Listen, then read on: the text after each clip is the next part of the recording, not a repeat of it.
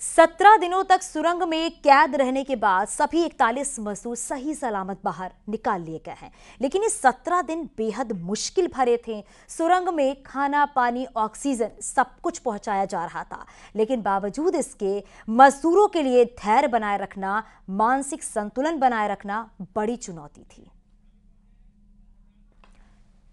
तस्वीरें ये आप देख रहे हैं, सीएम पुष्कर सिंह धामी चिन्यालीसौंड पहुंचे हुए हैं 41 मजदूरों का हालचाल जानने के लिए। और आज सीएम पुष्कर सिंह धामी उन मजदूरों को सहायता राशि भी देंगे। और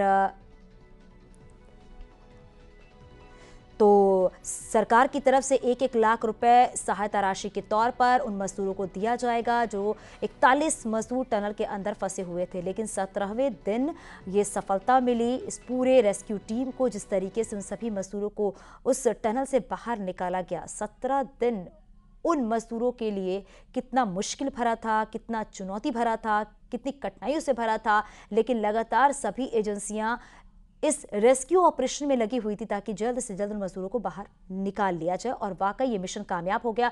देखिए तस्वीरें आप देखिए, इस पूरे रेस्क्यू ऑपरेशन पर CM Pushkar Singh Dhami, general VK Singh नजर बनाए हुए थे और साथ ही वो वहां पर मौजूद भी थे। जो तस्वीरें हमने आप तक पहुंचाई, जब मजदूर बाहर निकल रहे थे तो सीएम पुष्कर सिंह धामी ने उन सभी मजदूरों को गले लगाकर, फूलों की माला पहनाकर उनसे बातचीत की। और उन सभी मजदूरों को चिन्यालीसौंड में रखा गया है, उनको भर्ती कराया गया है, हेल्थ चेकअप किया जा रहा है। और बताया ये भी जा रहा है कि सीएम पुष्कर सिंह धामी उन सभी मजदूरों से मिलकर उनका हालचाल जानेंगे। और साथ ही बताया ये भी जा रहा है कि मजदूरों को ऋषिकेश एम्स भी भेजा जाएगा और जो मजदूर पूरी तरीके से ठीक होंगे तो फिर उसके बाद उन्हें घर भी भेजा जाएगा।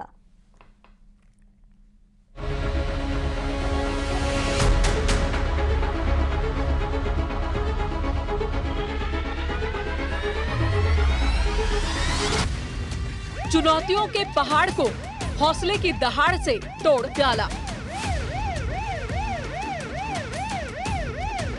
चीर दी चट्टान और बचा ली 41 जान। विज्ञान और आस्था ने मिलकर कर दिया आसान रास्ता।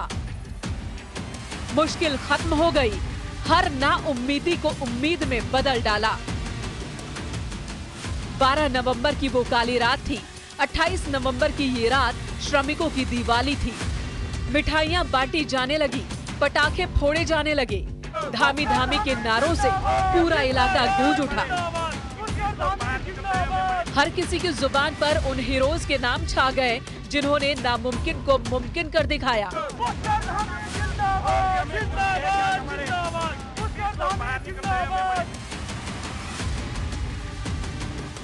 शाम 7:05 जब ब्रेक थ्रू मिला और एनडीआरएफ की टीम एक सीढ़ी, गद्दा और रस्सियां लेकर सुरंग के अंदर दाखिल हो गई।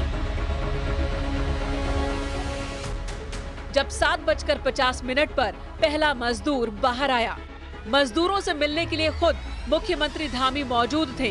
उन्होंने रेस्क्यू कर लाए गए मजदूरों को गले लगाया और हालचाल जाना। हमारा एक एक व्यक्ति जो मीडिया से भी थे, उन समेत मैं सबका धन्यवाद करता हूं कि इस बहुत ही कठिन और चुनौतीपूर्ण काम को सभी लोगों ने अपना सहयोग प्रदान किया। और बहुत चुनौतीपूर्ण काम होते हुए भी प्रातःकाल और शाम दोनों टाइम हमारे प्रधानमंत्री आदरणीय मोदी जी लगातार इस रेस्क्यू अभियान की हमसे सभी लोगों से लगातार जानकारी करते थे। इधर मजदूरों का निकलना शुरू हुआ, उधर एम्बुलेंस तैयार खड़ी थी। जितने मजदूर निकलते जा रहे थे, बारी बारी से उन्हें एम्बुलेंस के जरिए अस्पताल भेजा जा रहा था।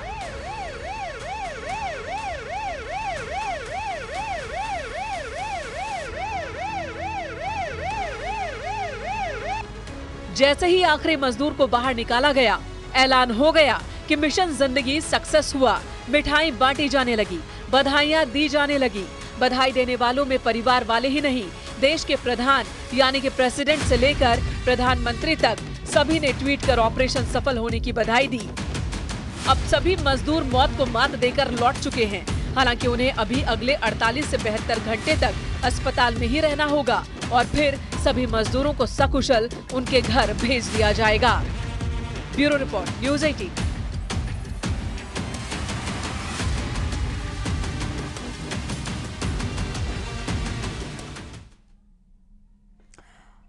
तो सुरंग में फंसे मजदूरों को ऋषिकेश एम्स ले जाया जा रहा है और हमारे साथ अब senior physician doctor Anand Shukla हमारे साथ जुड़ गए हैं और वहीं मनोचिकित्सक डॉक्टर नीलेश गुप्ता भी हमारे साथ जुड़ गए। आप दोनों का बहुत बहुत स्वागत है न्यूज़ 18 पर।